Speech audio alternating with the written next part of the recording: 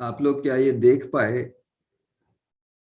कि मैं जो ये कल्पनाशीलता चल रही है ये निरंतर चलती रहती है और मेरे में ये संभावना है, अपनी समझ को विकसित करने की संभावना है, अपनी सहज स्वीकृति को देखने की संभावना है। और जब मेरा जीना, मेरी जो कल्पनाशीलता है वो मेरी सहज स्वीकृति की अनुरूप होती है तो मैं सुख की स्थिति में होता हूँ। जब मेरी कल्पनाशीलता मेरी सहज स्वीकृति के अनुरूप नहीं होती है, अंतर्विरोध होता है अपने में, तब दुख की स्थिति बनी रहती है। क्या ये देख पाए आप लोग? अभी हम लोग की कुछ इस तरह से स्थिति रहती है कि हमको लगता है कि सुख जो है वो सुविधा पा करके हो जाएगा, सुविधा का संग्रह करके हो जाएगा, या कभी ये लगता है कि अनुकूल संवेदना पा करके ये हो जाएगा, है ना, या दूसरे से भाव पा करके हो जाएगा। ये तीन लगते हैं सोर्सेस के हमको कि भी हम इससे सुखी हो जाएंगे, है ना। लेकिन ना तो निरंतर सुख हो पाता है और कभी सुख कभी दुख ये बना ही रहता है। इसको आप लोग जांच सकते हैं कि सुविधा से, संवेदना से या दूसरे से भाव पाकर हम सुखी हो जाएंगे क्या निरंतरता में, या ऐसी स्थिति बनी रहेगी कि कभी सुख कभी दुख।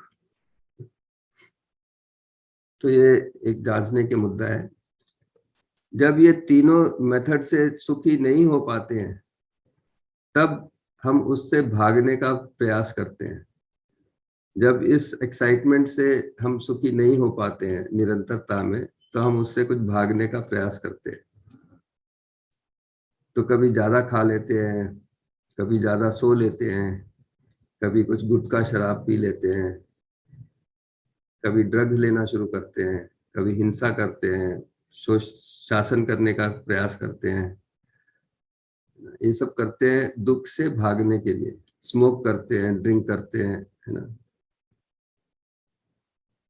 तो ये आप लोग जांच लीजिए कि अगर हमको सुखी नहीं लगता है और इन तीनों चीजों से सुख नहीं मिलता है तो क्या हम इन चीजों के ऊपर कुछ करना शुरू करते हैं कि नहीं। और ये सब भी नहीं अगर काम करता तो कुछ लोग आत्महत्या भी कर लेते हैं, है ना।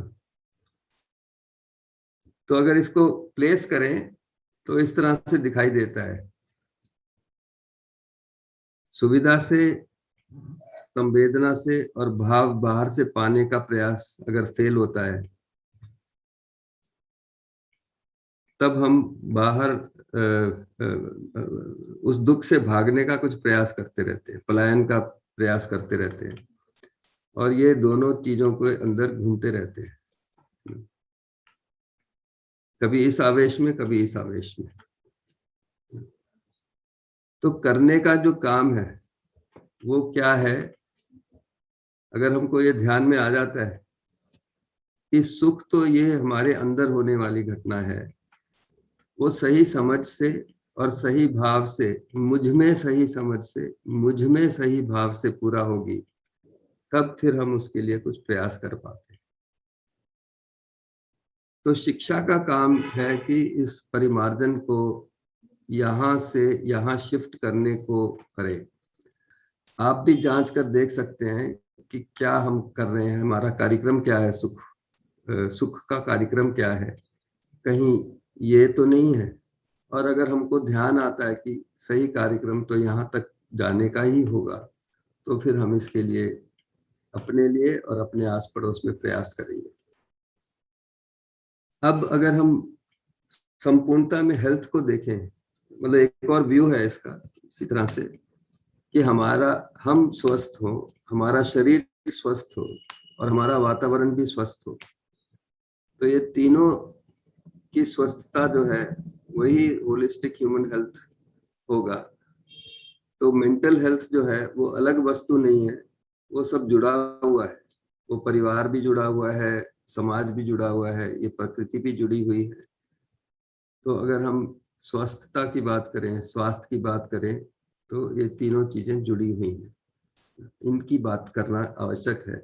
जब भी हम मेंटल हेल्थ की बात करेंगे तो ये सारी चीजों की बात करना आवश्यक होगा। अब इसका जो प्रोग्राम है, इसको पूरा करने का जो कार्यक्रम है, उसमें ये तीन चीजें आवश्यक है। एक तो अपने में सही समझ होना, दूसरा अपने में संबंध का भाव होना, संबंध पूर्वक जीना, तीसरा जो है वो सुविधा पर्याप्त होना और पर्याप्त सुविधा का सदुपयोग कर पाना, दुरुपयोग ना करना, एक्सेट्रा, है ना। समृद्धि का अपने में भाव हो, अपने में सुख का भाव हो, समृद्धि का भाव हो, और हम दूसरे की सुख समृद्धि के अर्थ में कुछ कर पाए, तो ये उसका कार्यक्रम निकलता है। ये जो सही समझ का काम है, ये शिक्षा का काम है, शिक्षा में ये आना आवश्यक है। सिर्फ स्किल्स का काम जो है, संस्कार का जो काम है, वो पर्याप्त नहीं है। संबंध पूर्वक जीना और समृद्धि पूर्वक जीना, ये संस्कार का काम है, ये भी आवश्यक है। शिक्षा का काम, सही समझ को स्थापित करने का काम, ये भी आवश्यक काम है।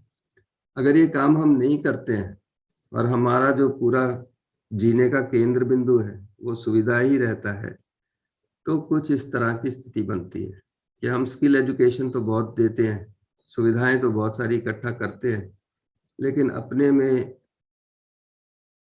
दुखी बने रहते हैं, दूसरे को दुखी करते रहते हैं, जाने अनजाने में इस काम को करते रहते हैं, खुद में भी दरिद्र बने रहते हैं और शोषण शासन करते रहते हैं, दुरुपयोग करते रहते हैं सुविधाओं का। तो हमको देखना होगा कि हम कहाँ हैं, और ये जो डेवलपमेंट है जिसको हम लोग आजकल अपने देश के लिए फॉर एग्जांपल जीडीपी के रूप में ही मेजर करते हैं, वो पर्याप्त है या उससे अधिक कुछ करने की जरूरत है? सुविधा को बढ़ाते जाएं, यही पर्याप्त है, या हमको सही समझ और सही भाव को भी सुनिश्चित करना है? तो इसको जांच लें कि ये जो संक्रमण है, ये जो विकास है, ये सिर्फ सुविधा के घेरे में होगा या तीनों के घेरे में, तीनों को सुनिश्चित करने में है विकास? क्या हम इसका प्रयास कर रहे हैं या हम इसका सिर्फ लेक्चर सुन रहे हैं? क्या कर रहे हैं हम इसके लिए? दिन में कितने समय लगाते हैं इसके लिए? और अगर हमको लगता है कि इसको करना है तो हम इसके लिए कितना समय लगाने को तत्पर हैं, ये हम लोग को पूरा देखना होगा। तो अगर हम अपना प्रोग्राम देखें तो अपनी मूल चाहना को पूरा पहले समझना, निरंतर सुख और समृद्धि को, ये देख पाना कि व्यवस्था में जीना ही सुख है, और उसका पूरा करने के लिए जो कार्यक्रम बनता है वो ये सभी स्तर की जो व्यवस्था है उसको समझना और व्यवस्था में जीना, ये कार्यक्रम बनता है। तो पूरे वर्कशॉप में हम लोग ये चारों स्तर की जो व्यवस्था है इसको समझने का प्रयास करेंगे। अभी तक हम लोग ने मानव में व्यवस्था जो है उसका एक पोस्टर देखा है, हम ट्रेलर भी नहीं कहेंगे, हम पोस्टर कहेंगे, तो उतना हम लोग ने अभी किया है। और जैसी सृष्टि है, जैसा मानव है, जैसा परिवार है, समाज है, प्रकृति है, जो उसकी बनावट है, जो उसके नियम हैं, इनको समझना और इनके अनुरूप जीना, ये अपना कार्यक्रम बनता है। फिर विनोद गुप्ता जी का कुछ प्रश्न है तो उसको ले लेते हैं। जी विनोद जी बताइए। हाँ, ये मेरा बेटा है जिसके बारे में बात करी थी ना मैंने, कि उसको जी अननोन फियर होता है, तो वो बात करना चाहता है आप। जी बताइए बच्चे। सर ऐसे भी कभी कभी फियर जैसा आता है मुझे। हाँ, किस बात का फियर आता है? ऐसे सर अननेसेसरी फियर जिसको बोलते हैं। आपने उसको महत्वपूर्ण माना है, इसीलिए आपके कल्पनाशीलता में चलता है वो। आपने अगर उसको महत्वपूर्ण नहीं माना होता तो नहीं चलता वो। तो थोड़ा सा अगर हम इसके प्रति अवेयर हो जाएं, जागरूक हो जाएं, तो इसका देख सकते क्या है।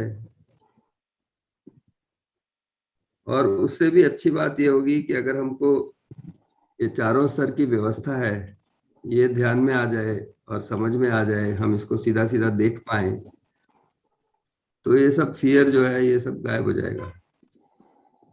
गायब मतलब आप इससे परेशान होना बंद हो जाएंगे। तो हमारा तो प्रस्ताव यही रहेगा कि आप लोग एक पूरे वर्कशॉप में आए और इसको, ये जो चारों स्तर की व्यवस्था है इसको समझने का आप प्रयास करें, इसके लिए जांच परख करें, है ना। ये स्वतंत्रता है और स्वतंत्रता पूर्वक आप जिए, ठीक है। ठीक। हाँ, तो आप अगर समय लगाएंगे तब फिर ये काम आगे बढ़ेगा, है ना। तो आप जरूर लगाइए उसको। बहुत बहुत शुभकामनाएं आपको। अब हम अपना सेशन वाइंड अप करके शर्मिला जी को आमंत्रित करेंगे। नमस्ते सबको। मैं शर्मिला अस्थाना। तो अभी आपने मानव के अंदर जो व्यवस्था है उसको थोड़ा सा, उसकी एक झलक देखी। अब हम परिवार की बात करेंगे कि परिवार की क्या व्यवस्था है। ये तो मुझे लगता है पूछने की जरूरत नहीं है कि हमारा जो परिवार है वो हमारे लिए महत्वपूर्ण है कि नहीं, क्योंकि अब तक की जो शेयरिंग मैं सुन रही थी उसमें ये तो मालूम होता है कि हमारा परिवार हमारे लिए बहुत महत्वपूर्ण है। अगर मैं आपको ये पूछूं कि जैसा कि हमने ये देखा था कि हम ना सुखी होना चाहते हैं, हम निरंतर सुखी होना चाहते हैं, तो अगर मैं आपको ये पूछूं कि क्या हम अपने परिवार के सदस्यों को भी सुखी करना चाहते हैं, तो ये तो क्लियर है कि हम अपने परिवार के सभी सदस्यों को सुखी करना चाहते हैं। लेकिन अगर ऐसा है तो फिर क्यों है ऐसा कि घर में झगड़े होते हैं,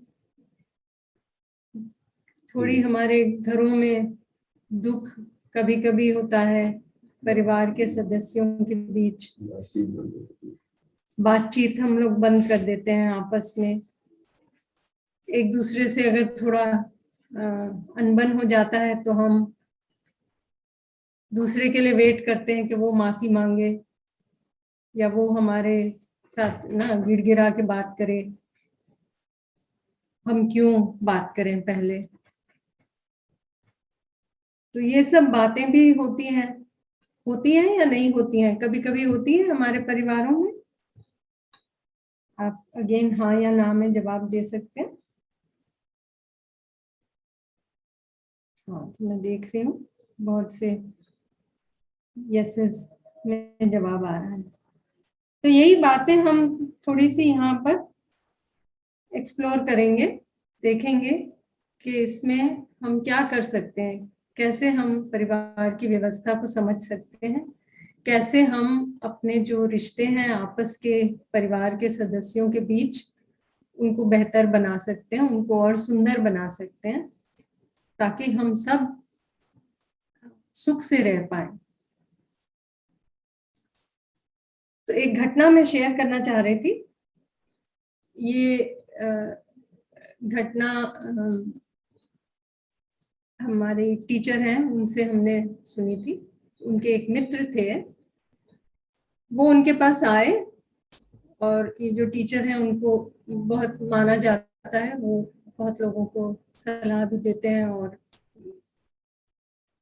काफी मतलब काफी लोग उनसे मदद मांगते हैं, अक्सर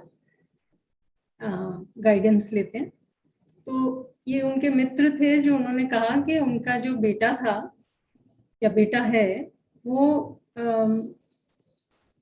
उसने परिवार की अनुमति के बिना शादी का फैसला किया था, जिससे कि परिवार में बहुत दुख हुआ और माता पिता उसकी अनुमति नहीं देना चाह रहे थे, लेकिन बेटे ने फिर भी शादी कर ली।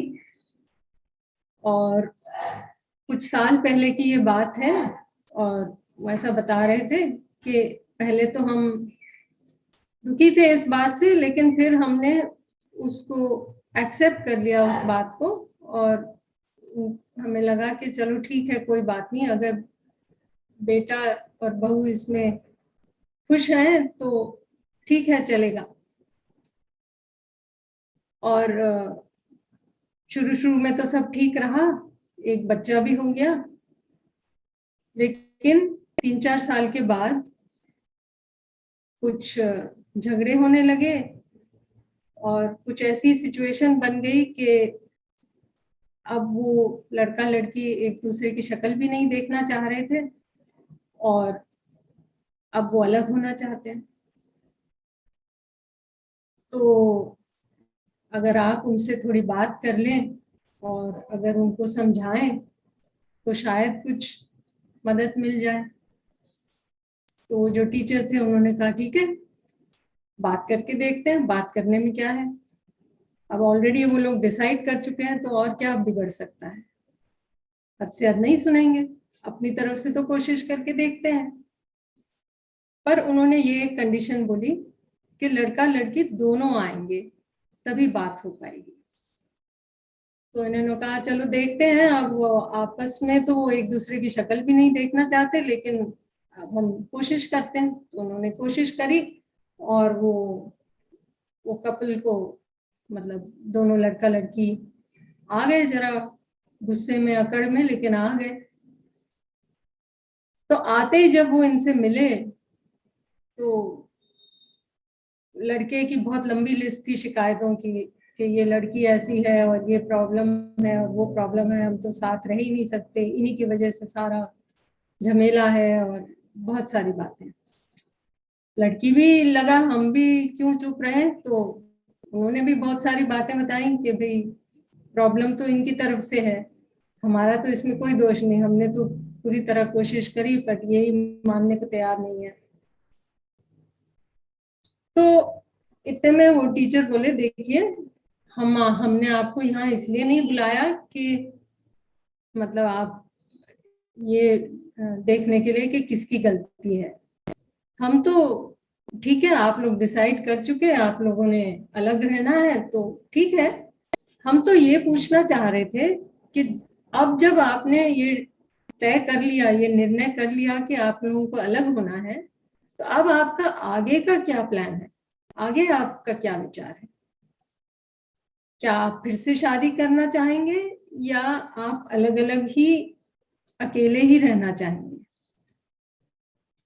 तो लड़के ने झट से बोला हमारी उम्र ही क्या है, अभी तो हम तो फिर शादी करेंगे ही, अभी इस बार नहीं चला तो क्या हुआ, हमें अच्छी लड़कियां बहुत सी मिल जाएंगी और हम शादी फिर कर लेंगे।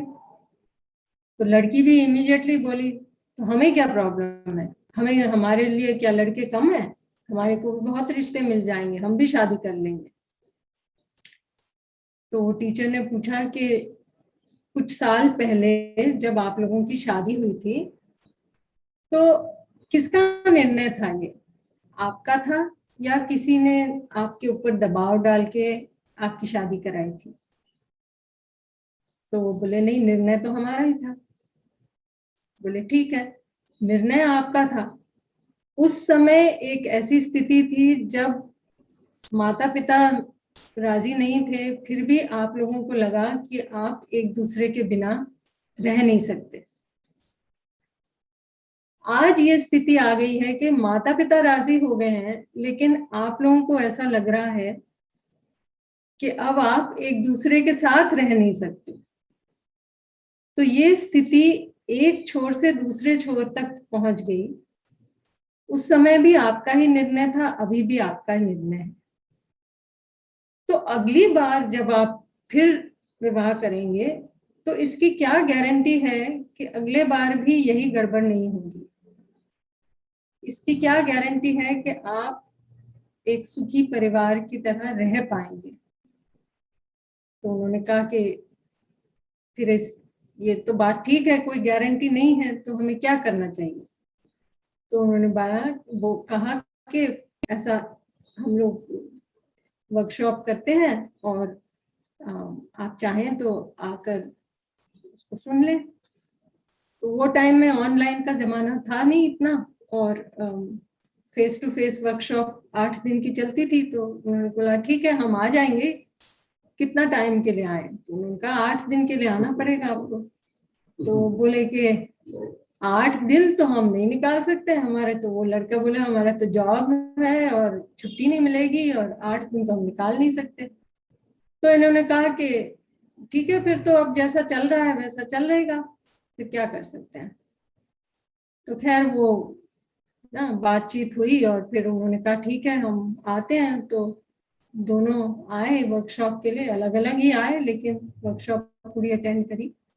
और जैसे जैसे वो समझते गए पूरी व्यवस्था को चारों लेवल्स पे, तो एंड तक उन्होंने अपना निर्णय बदल लिया था और उन्होंने सोचा कि चलो एक ट्राई और करेंगे। और इससे फिर उनका एक साथ में रहने का जो निर्णय उन्होंने बनाया फिर से, तो वो चल पाया और वो एक सुखी परिवार की तरह रह पाए। तो ये जो छोटी सी घटना का मैं जो डिस्क्रिप्शन दे रही थी वो यही कि हम इतना समय बिताते हैं, अगर हमें किताबें पढ़ना है और हम इंजीनियरिंग पढ़ना चाहते हैं तो हम बचपन से लेके अब तक 15-20 साल तो लगा ही देते हैं कि हम अपना ना पूरा अल्फाबेट और ये ABC और क ख ग ये सब से स्टार्ट करके किताबें पढ़ना और फिर आगे तक इस लेवल तक पहुंच पाते हैं। लेकिन जहां तक संबंधों का सवाल है, हमें क्यों ऐसा लगता है कि इसमें कुछ समझने की बात नहीं है। तो अगर हम समझेंगे नहीं, परिवार की जो व्यवस्था है उसको हम समझेंगे नहीं, तो फिर कैसे हमारा आगे बात कैसे बढ़ेगी, हम कैसे उसको निभा पाएंगे। तो आज वही परिवार में जो व्यवस्था है उसकी थोड़ी सी बात करेंगे। अभी तक जो देखा हमने कि हम निरंतर सुख और समृद्धि चाहते हैं और सुख से जीना चाहते हैं। मानव में जो व्यवस्था है उसका थोड़ा सा आपने झलक उसकी देखी। अब परिवार में व्यवस्था, तो अगर हम देखें परिवार को, तो परिवार में जो सबसे बड़ा मुद्दा, जो महत्वपूर्ण मुद्दा है, वो संबंध का है ना। और अगर हम संबंध को देखने जाते हैं तो उसमें मूल में भाव है, हमारे भाव कैसे हैं, जिसकी अभी थोड़ी सी बात हुई भी थी, लेकिन उसी को हम थोड़ा और फैला के देखेंगे। तो ये जो प्रस्ताव है ये है कि हमारे में ये 9 भाव हमने लिखे हैं, ये सब हमारे को एक नेचुरल ढंग से स्वीकृत है। ये हमारी सहज स्वीकृति है इन 9 भावों के लिए। तो क्या 9 भाव हैं ये? सबसे पहले में ट्रस्ट या विश्वास, उसके बाद रिस्पेक्ट या सम्मान, अफेक्शन या स्नेह, केयर या ममता, गाइडेंस या वात्सल्य, रेवरेंस श्रद्धा, ग्लोरी गौरव, ग्रैटिट्यूड कृतज्ञता, और लव प्रेम। सो अब ये जो 9 भाव है, हम कोशिश करेंगे कि एटलीस्ट आज के लिए तो हम विश्वास का भाव, उसके बारे में थोड़ी बात करेंगे। फिर आगे कल सम्मान की बात होगी, और फिर थोड़ा सा एक मतलब इतना समय नहीं है, नहीं तो हम और बड़ी वर्कशॉप में पूरे भावों को डिस्कस करते हैं। तो सबसे पहले तो समझ हो संबंध की, तो जब हमारे अंदर संबंध की समझ होती है तो हमें एक संबंध के प्रति एक स्वीकृति होती है, एक एक्सेप्टेंस होता है रिलेशनशिप के प्रति।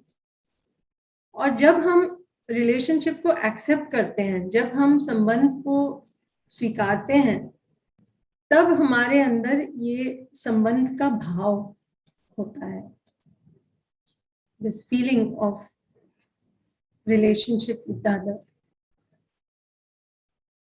तो जब हमारे अंदर ये संबंध का भाव होता है, इसी से हमें उसी क्षण हम एक सुख का अनुभव करते हैं अपने अंदर। ये एक एक्सपीरियंस करने वाली बात है, लेकिन इसमें थोड़ा समय लग सकता है। जब हम अपने भावों को, अपने विचारों को देखने लगते हैं थोड़ा अंदर, जैसे हम बाहर देख रहे हैं इतने सालों से, अब हम थोड़ा अगर समय निकाल के देख पाए अपने अंदर, तो हम अपने विचारों को देख पाएंगे, अपने भावों को देख पाएंगे। और एक समय पे हम ये भी एक्सपीरियंस कर पाएंगे कि जब हमारे अंदर ये संबंध का भाव होता है दूसरे के लिए, तब उसी क्षण हम एक आराम में आ जाते हैं, एक सुखमय स्थिति का अनुभव करते हैं। और फिर हम इसी को नेचुरली एक्सप्रेस करते हैं, इसी की अभिव्यक्ति होती है नेचुरली हमारे से। तो शरीर के माध्यम से, आवश्यकता अनुसार जैसे भी हम उसको व्यक्त करते हैं। और इस भाव का जब दूसरे में उसकी पहचान होती है और जब दूसरा इसको देख पाता है, तो उसके अंदर भी एक सुख की स्थिति आती है। तो इस तरह एक उभय सुख मिलता है, एक म्यूचुअल हैप्पीनेस दोनों तरफ से, हमारी तरफ से भी और दूसरे की तरफ से भी।